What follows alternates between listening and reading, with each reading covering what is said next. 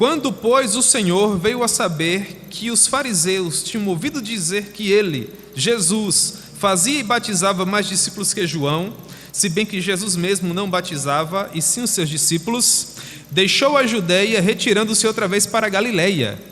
E era-lhe necessário atravessar a província de Samaria. Chegou, pois, a uma cidade samaritana chamada Sicá, perto das terras que Jacó dera ao seu filho José. Estava ali a fonte de Jacó. Cansado da viagem, assentara-se Jesus junto à fonte, por volta da hora sexta. Nisto veio uma mulher samaritana tirar água, e disse-lhe Jesus: dá-me de beber, pois seus discípulos tinham ido à cidade para comprar alimentos. Então lhe disse a mulher samaritana: como, sendo tu judeu, pedes de beber a mim, que sou mulher samaritana? Porque os judeus não se dão com os samaritanos. Replicou-lhe Jesus: se conheceras o dom de Deus, e quem é o que te pede, dá-me de beber, tu lhe pedirias, e ele te daria água viva. Respondeu-lhe ela: Senhor, tu não tens com que atirar, e o poço é fundo. Onde, pois, tens a água viva? És tu, porventura, maior do que Jacó, o nosso pai, que nos deu o poço, do qual ele mesmo bebeu, e bem assim seus filhos e seu gado? Afirmou-lhe Jesus: quem beber desta água tornará a ter sede. Aquele, porém, que beber da água que eu lhe der, nunca mais terá sede. Pelo contrário, a água que eu lhe der será nele uma fonte a jorrar para a vida eterna. Disse-lhe a mulher: Senhor, dá-me dessa água para que eu não mais tenha sede, nem precise vir aqui buscá-la. Disse-lhe Jesus: vai, chama teu marido e vem cá. Ao que lhe respondeu a mulher: não tenho marido. Replicou-lhe Jesus: bem disseste, não tenho marido, porque 5 maridos já tiveste, e esse que agora tens não é teu marido. Isso disseste com verdade. Amém? Que o bom Deus possa propor a sua palavra ao nosso coração. Nesse primeiro momento nós estaremos lendo até aqui.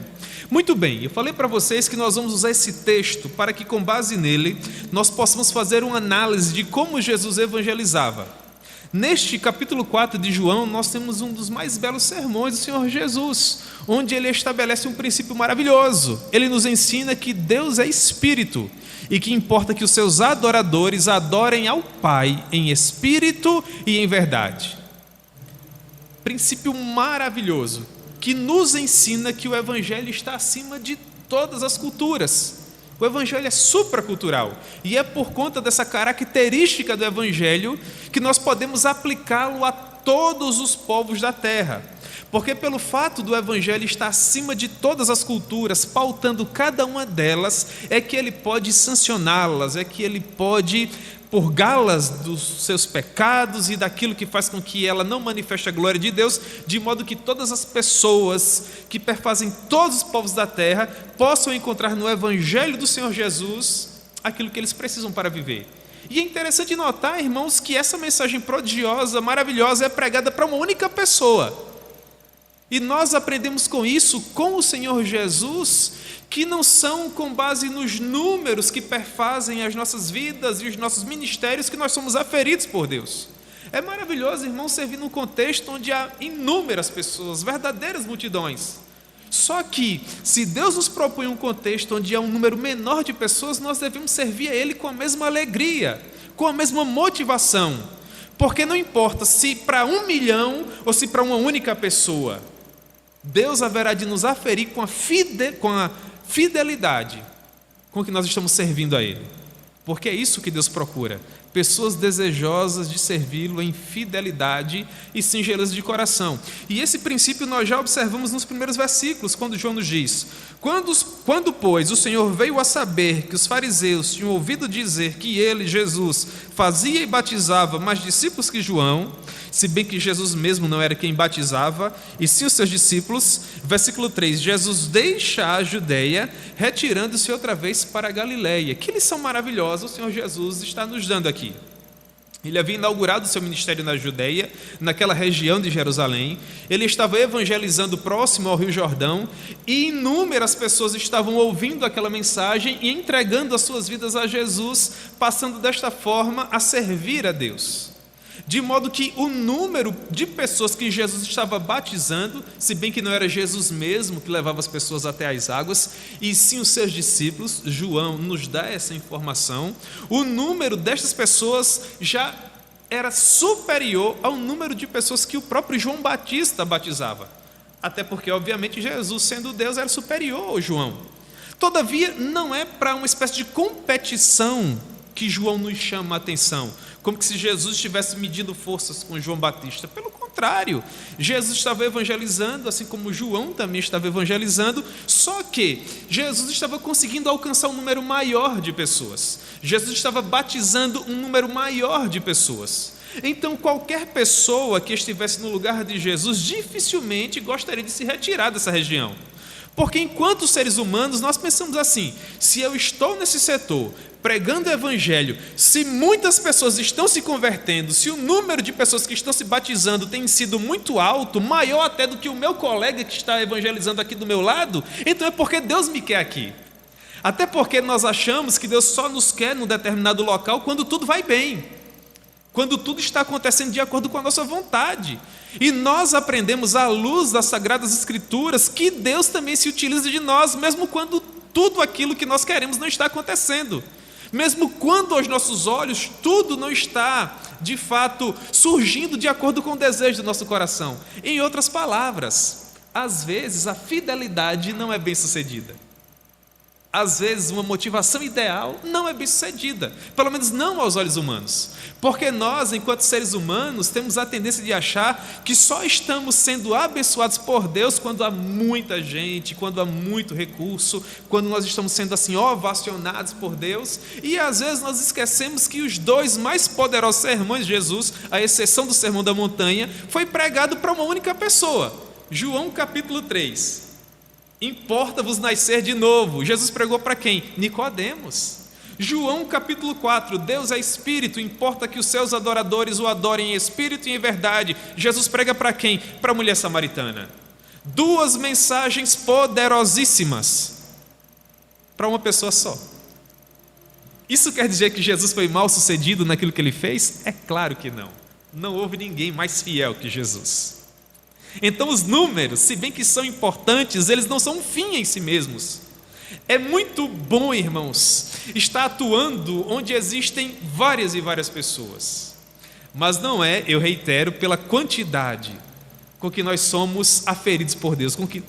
Não é desta maneira com que Deus nos avalia, mas pela fidelidade com que nós estamos servindo a Ele. E Jesus nos prova isso. Ele estava sendo muito bem sucedido, havia muita gente se convertendo, mas ele deixa a região da Judeia e ele chama os seus discípulos a retornar para a Galileia, de onde Jesus praticamente havia sido expulso. Jesus sabia das dificuldades da Galileia, mas ele prefere voltar para lá, porque ele entendia que havia algo a ser feito ainda na Galileia, havia uma missão a ser desenvolvida ali. De modo que no versículo 4, João vai nos dizer que para Jesus deixar a Judeia e finalmente retornar para a Galileia, onde ele foi criado, onde ele passou toda a sua primeira fase de vida, era-lhe necessário atravessar a província de Samaria. Só que judeus e samaritanos se odiavam. E esse ódio entre judeus e samaritanos era um ódio que perdurava séculos. Vocês lembram muito bem, à luz do Antigo Testamento, que quando Deus permite que a monarquia seja instituída no meio do seu povo, quando Deus levanta a Saul, nós temos um novo período da história de Israel. Reis são ali levantados por Deus. Então o primeiro rei foi Saul, que foi sucedido por Davi, e finalmente foi sucedido pelo seu filho Salomão. Quando Salomão morreu, o filho dele, Roboão, não teve autoridade, não teve força suficiente para manter o povo de Deus unido. Então o que foi que aconteceu com o povo de Deus? O povo de Deus se separou. Em vez de haver um único reino, surgiram agora dois reinos. Nós tínhamos 12 tribos que juntas formavam o reino de Israel. Como o filho de Salomão não teve força, não teve autoridade para manter as 12 tribos unidas, essas tribos se separaram, formando dois reinos. 10 tribos ficaram na região norte e tiveram como capital Samaria, e 2 tribos permaneceram no sul, tendo como capital Jerusalém. Só que, por cerca de 200 anos, as tribos que ficaram na região norte, aquelas 10 tribos, fizeram sempre o que era mal perante os olhos do Senhor. Eles sempre estiveram pecando e fazendo aquilo que desagradava a Deus, e por mais que Deus estivesse levantando profetas, aquele povo jamais se arrependeu do seu pecado. Até que finalmente Deus permitiu que por volta do século VIII a.C., no ano 722, um império longínquo viesse até a região das tribos do norte e levasse aquelas tribos cativas para a região lá da Assíria, de modo que aquelas 10 tribos desapareceram. Só que houveram alguns judeus que faziam parte daquelas 10 tribos que por algum motivo não viajaram para a Síria, ou porque eram muito velhos, ou porque estavam doentes, ou porque alguma coisa lhes aconteceu de modo que lhes fora permitido permanecer ali. Só que, no lugar daquelas 10 tribos, o povo assírio, que dominou aquela região por causa do pecado daquele povo, trouxe uma outra nação, uma nação estrangeira, uma nação asiática. E essa nação estrangeira se misturou com os judeus que permaneceram ali. Da união do reino do norte com esse povo que veio trazido pelo reino assírio, surgiu um povo mestiço, que recebeu o nome de samaritanos. O reino do sul poderia muito bem ter olhado para o vizinho e ter dito assim: o reino vizinho pecou, o reino vizinho fez o que era mal perante os olhos do Senhor, então vamos aprender com o erro deles e vamos mudar de vida. Só que não foi isso que eles fizeram.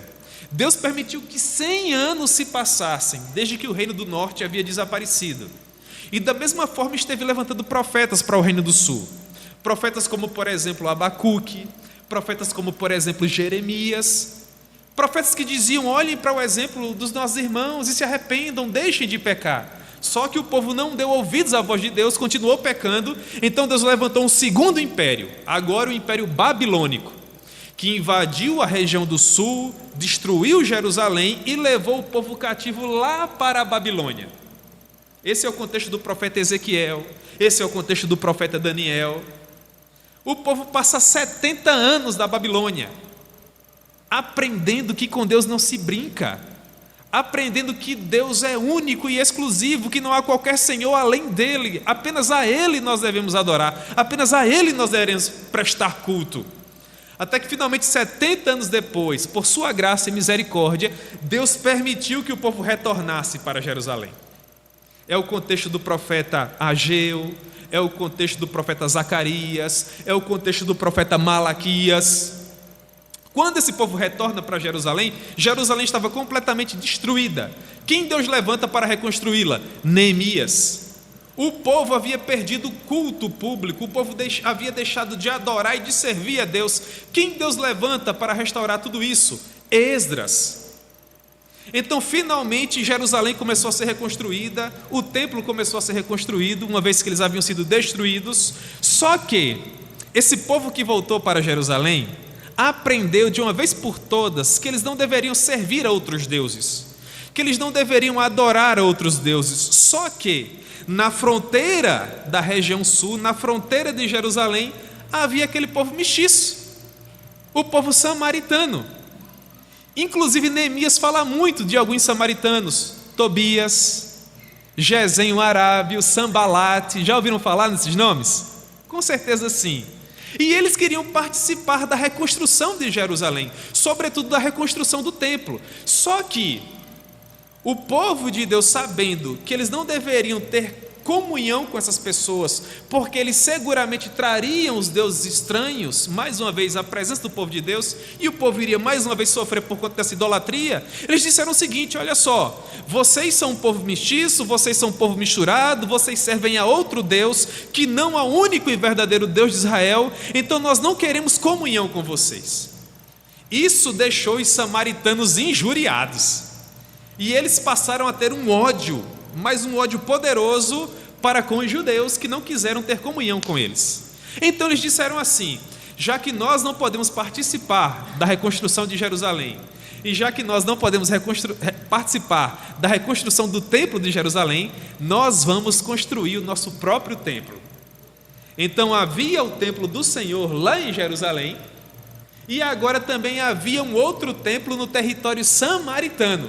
E cada um que dissesse que estava com a razão. Os judeus diziam: nós temos o nosso próprio templo e nós estamos com a razão, nós servimos ao Deus verdadeiro. Os samaritanos, por sua vez, diziam: não, nós é que temos o templo genuíno, nós é que adoramos a Deus de uma maneira enfática, de uma maneira verdadeira. E dessa maneira eles se odiavam e se odiavam profundamente. Muitos séculos se passaram até que finalmente vem Jesus. E nós sabemos que Jesus vem justamente acabar com toda discórdia. Jesus vem justamente acabar com toda intriga. Pelo fato dos judeus odiarem os samaritanos e vice-versa, um judeu nunca passava pelo território samaritano e um samaritano nunca passava pelo território judeu. Só que João está nos dizendo aqui no versículo 4 que quem estava em Jerusalém e queria ir para a Galileia tinha que obrigatoriamente passar por Samaria. É como que se você morasse em Juazeirinho e quisesse ir para Campina Grande, tem que passar por onde? Soledade. Só que o judeu que morava em Juazeirinho e queria ir por Campina Grande fazia um caminho muito mais longo, muito mais difícil para não passar, por exemplo, por dentro de Soledade, que seria Samaria. Os irmãos estão entendendo? Só que Jesus nos dá uma grande lição. Ele diz: eu vou passar justamente pelo meio do território samaritano, porque aos samaritanos também é devido o evangelho, porque o evangelho também pode transformar os samaritanos. E o que nós aprendemos com isso? Que o evangelho não transforma apenas os samaritanos, mas como nós estivemos estudando hoje pela manhã, o evangelho é capaz de transformar todos os povos que estão espalhados por toda a face da terra. Não existe qualquer coração que seja tão duro que o evangelho não possa quebrar. Não existe um poço tão profundo que o evangelho não possa alcançar. Pode estar entregue à cachaça, pode estar entregue às drogas, pode estar entregue à prostituição, mas se o evangelho entrar lá e o Espírito Santo atuar, aquela vida pode ser transformada para a glória de Deus. E é justamente isso que Jesus faz. Ele atravessa a província samaritana e no versículo 5 nós temos que Jesus chegou a uma cidade samaritana chamada Sicar, perto das terras que Jacó dera ao seu filho José. E estava ali a fonte de Jacó. Cansado da viagem, isso era pleno meio-dia, assentar-se Jesus junto à fonte, por volta da hora sexta, 12 horas, meio-dia, sol a pino. Nisto, versículo 7, veio uma mulher samaritana tirar água. Isso aqui já é algo que nos chama a atenção, porque ninguém vai num açude buscar água de meio-dia, o sol é muito quente, não é verdade? Um calor atroz, insuportável. Por que essa mulher está indo justamente nesse horário? Alguma coisa tem, não é verdade? Porque as outras mulheres ou iam de manhã bem cedinho, ou iam no finalzinho do dia, porque o sol não estava assim tão alto, não é verdade? Muito bem, essa mulher vai de meio-dia, alguma coisa está acontecendo ali. Quando essa mulher está se aproximando, Jesus olha para ela e fala o seguinte: dá-me de beber. Porque os discípulos não estavam próximos a Jesus. João vai nos dizer que eles haviam ido até Sicar para comprar alimentos. Quando Jesus olha para essa mulher samaritana e pede um copo de água a ela, a mulher obviamente ficou assim, quase que fora de si. E ela diz, preste atenção, versículo 9: então lhe disse a mulher samaritana: como sendo tu judeu, pedes de beber a mim, que sou uma mulher o quê? Samaritana. E aí o próprio texto vai nos explicar: os judeus não se dão com os samaritanos. A mulher ficou boquiaberta, a mulher ficou estarrecida. Este homem que eu não conheço, mas sei que é judeu, está pedindo um copo de água. Olha só que coisa simples. Mas o ódio entre seres humanos às vezes é muito poderoso, não é verdade? Jesus pediu nada de extraordinário, só, por favor, me dá um copo com água. E a mulher fica injuriada, pé da vida: como sendo você judeu, pede de beber a mim, que sou uma mulher o quê? Samaritana. É como se, em outras palavras, ela estivesse dizendo: olha, põe-se no seu lugar. Nós entendemos que o que Jesus estava querendo era uma oportunidade de pregar o evangelho, e pedir um copo d'água era só estratégia, era só o meio.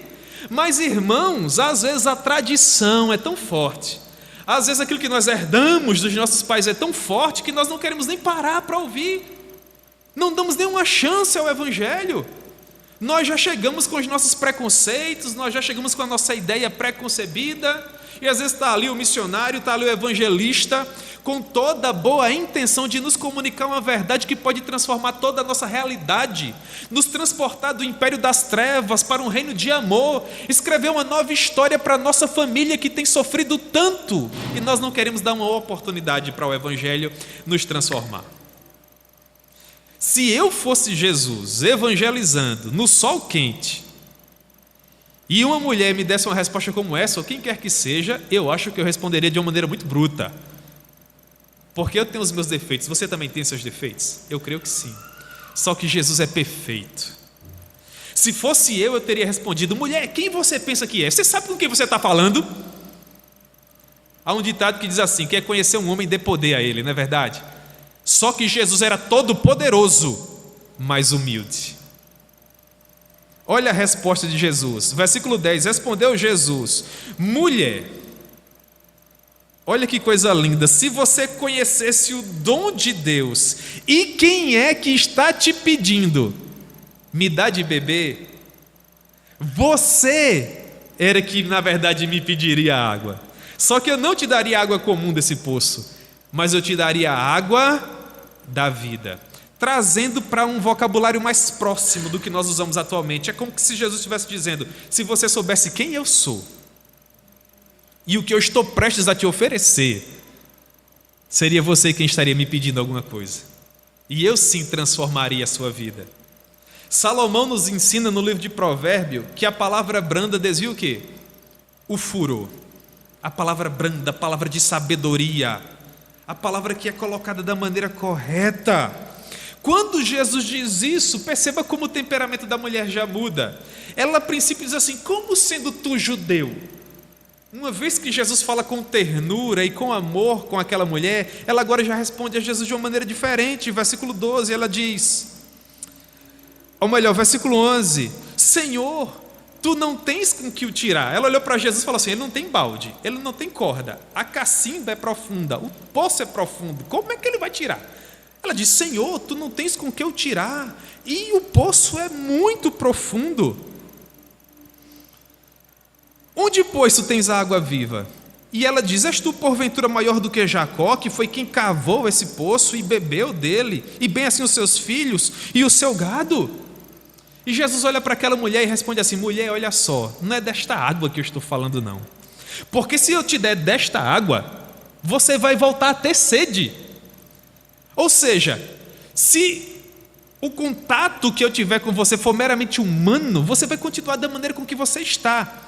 Mas se eu efetivamente te der aquilo que eu estou disposto a te dar, leia-se o Evangelho, as boas novas de grande alegria, um rio de água viva fluirá do seu interior, de modo que você não terá mais a mesma necessidade que você tem hoje. É como se Jesus estivesse dizendo: não é da sede física que eu falo, mas da sua sede espiritual. Eu falo desse vazio que você sente. Eu falo dessa sua procura que não tem fim. Irmãos, quantas pessoas não procuram suprir as suas necessidades no final de uma garrafa de álcool vazia, no final de uma carteira de cigarro vazia, se relacionando com todas as pessoas que encontra na rua sem qualquer parâmetro. Por que as pessoas se comportam assim? Porque são vazias, porque acham que bebendo vão encontrar felicidade, fumando vão encontrar felicidade, se relacionando com qualquer pessoa, traindo o cônjuge, enganando os filhos vão encontrar felicidade. Só que essas pessoas só encontram mais tristeza, porque quando o efeito do álcool acaba, é felicidade que elas encontram no coração? Não, tristeza. Quando a carteira de cigarro acaba, o que é que acontece? Tem que comprar outra. Trai a esposa, trai o marido, trai o namorado, trai o noivo. É a felicidade que eles encontram? Não, então tem que procurar outra pessoa para atrair de novo. E isso só atrai um abismo maior.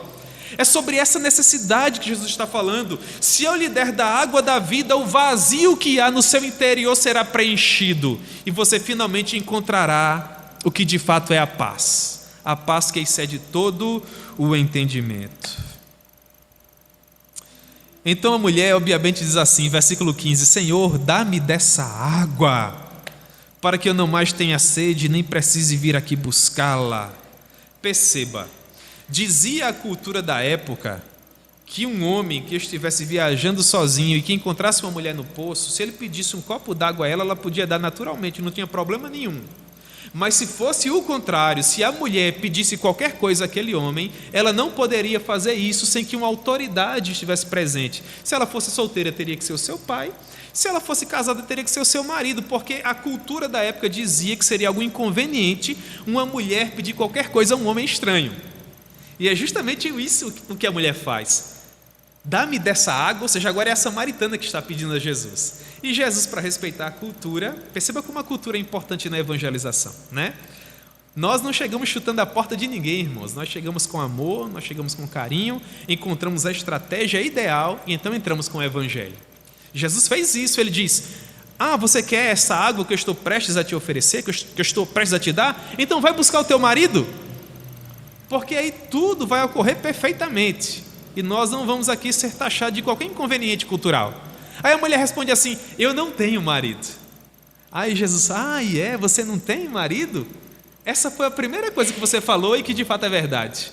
Sabe por quê? Porque você já teve 5 maridos. E este homem com quem você está vivendo agora, na verdade, não é o seu marido. A samaritana se orgulhava da sua cultura, a samaritana se orgulhava porque pertencia ao povo samaritano.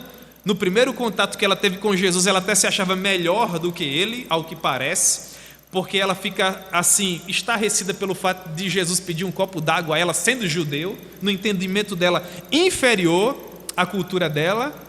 Só que a mulher, pela própria afirmação dela, que deixa claro que ela vivia uma vida de pecado, já tinha se relacionado com 5 homens, não tinha sido esposa legítima de nenhum deles, e agora estava vivendo com um homem que não era de fato o marido dela. Quando Jesus descortina a vida da mulher, porque o evangelho tem esse poder, não é verdade?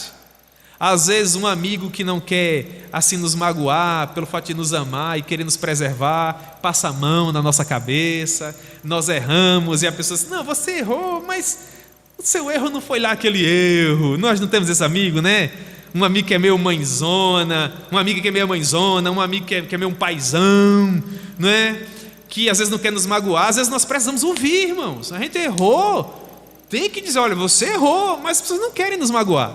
O evangelho não tem problema de falar dos nossos erros, não, porque o evangelho serve para nos transformar. Como é que nós seremos transformados se o nosso erro não for colocado diante de nós? Como é que nós vamos deixar de mentir se nós não aprendemos que mentir é pecado? Como é que nós vamos deixar de roubar se nós não aprendemos que roubar é pecado? Como é que nós vamos deixar de desrespeitar o cônjuge, o marido ou a esposa, se nós não aprendermos que desrespeitar o cônjuge é pecado? Nos relacionando com outra pessoa que não o cônjuge que Deus nos deu. Então o evangelho denuncia o nosso pecado. O evangelho não varre a sujeira para baixo do tapete, não, irmãos. O evangelho descortina, o evangelho traz às claras, o evangelho mostra onde o erro está, para que você diga: eu errei, eu pequei, eu me arrependo por isso e eu quero mudar de vida, me ajude, Senhor. Eu quero parar com esse vício, eu quero deixar desse comportamento, eu quero ser um marido melhor, uma esposa melhor, um filho melhor. E a graça vem sobre nós e nos ajuda, e nos torna pessoas melhores, amém? Então Jesus mostra o pecado da mulher. E quando finalmente isso acontece, ela começa a cair em si. Então vamos ler a partir do versículo 19. Ela diz: Senhor, disse-lhe a mulher, vejo que tu és profeta. Nossos pais adoravam nesse monte, vós, entretanto, dizeis que em Jerusalém é o lugar onde se deve adorar. Disse-lhe Jesus: mulher, podes crer-me que a hora vem, quando nem neste monte, nem em Jerusalém adorareis o Pai. Vós adorais o que não conheceis, nós adoramos o que conhecemos, porque a salvação vem dos judeus. Mas vem a hora, e já chegou, em que os verdadeiros adoradores adorarão ao Pai em espírito e em verdade, porque são estes que o Pai procura para seus adoradores. Deus é espírito, e importa que os seus adoradores o adorem em espírito e em verdade. Eu sei, respondeu a mulher, que há de vir o Messias chamado Cristo. Quando ele vier, nos anunciará todas as coisas. Disse-lhe Jesus: eu o sou, eu que falo contigo. Neste ponto chegaram seus discípulos e se admiraram de que estivesse falando com uma mulher. Todavia nenhum lhe disse: que perguntas? Ou por que falas com ela? Quanto a mulher, deixou seu cântaro, foi à cidade e disse àqueles homens: vinde comigo e vede um homem que me disse tudo quanto eu tenho feito. Será este porventura o Cristo? Saíram, pois, da cidade e vieram ter com ele. Perceba que coisa maravilhosa. A mulher começa chamando Jesus tão somente de judeu. Depois ela já chama Jesus de Senhor. E depois que Jesus mostrou para ela como estava a vida dela, denunciou o pecado dela, a necessidade que ela tinha do evangelho, da mensagem que Jesus estava prestes a compartilhar, ela já diz assim, versículo 19: Senhor, eu vejo que tu és profeta. Nunca ninguém falou com essa autoridade, nunca o meu coração ardeu desta maneira. Só que é um ponto. Aí a mulher já vem com a questão teológica, que eu já mencionei para vocês. Ela diz, versículo 20: nossos pais adoravam nesse monte. Ela aponta para o monte de Samaria, onde havia o templo dos samaritanos. Vós, entretanto, dizeis que em Jerusalém é o lugar onde se deve adorar. É como se, em outras palavras, a mulher estivesse dizendo assim: quem é que está com a razão? São os samaritanos ou são os judeus? Esse ódio que esses povos sentem é justificável? Olha a resposta de Jesus. Disse-lhe Jesus: mulher, podes crer-me que a hora vem, quando nem neste monte, nem em Jerusalém adorareis o Pai. Vós adorais o que não conheceis. Jesus se referia ao fato do Messias vir de Israel. Nós adoramos o que conhecemos, porque o Messias vinha de onde? De Israel, dos judeus. Mas vem a hora, versículo 23, e já chegou, em que os verdadeiros adoradores adorarão o Pai em espírito e em verdade, porque são estes que o Pai procura para seus adoradores. Deus é espírito, e importa que os seus adoradores o adorem em espírito e em verdade. Em outras palavras, o que é que Jesus está dizendo? Não existe um local correto onde se deve adorar. Não existe um local que se torne mais santo que outro. Deus não escuta a tua oração apenas quando você está no templo ou quando você está no teu quarto com a porta trancada. Não, Deus escuta a tua oração quando você está lavando roupa pela manhã, ou varrendo a sua casa no final da tarde, ou indo pegar o seu filho na escola, ou trabalhando na empresa onde você se encontra, ou lá no seu roçado quando você está cuidando da sua agricultura. Deus é espírito. Ele é onipresente, se encontra em todos os lugares, e nós, irmãos, enquanto servos de Deus, não temos o direito de colocar Deus numa espécie de caixa e dizer: Deus só atua dessa maneira, Ele só age dessa forma, Ele só se manifesta de acordo com este parâmetro. Não, Deus é Espírito, Deus é todo-poderoso.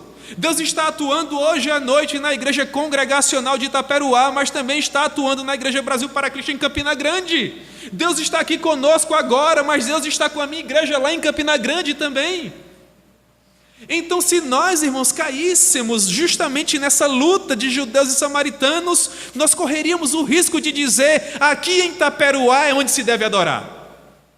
E eu, por minha vez, diria: não, em Campina Grande é o lugar correto onde se deve adorar. Só que nós sabemos, irmãos, que não existe um único centímetro em todo o universo onde Jesus não seja o Rei, onde Jesus não seja o Senhor. Jesus é o Rei e o Senhor de Itaperuá, assim como Ele é o Rei e o Senhor de Campina Grande.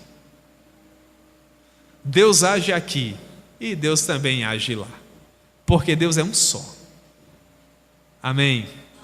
Glória a Deus. E a mulher responde: eu sei.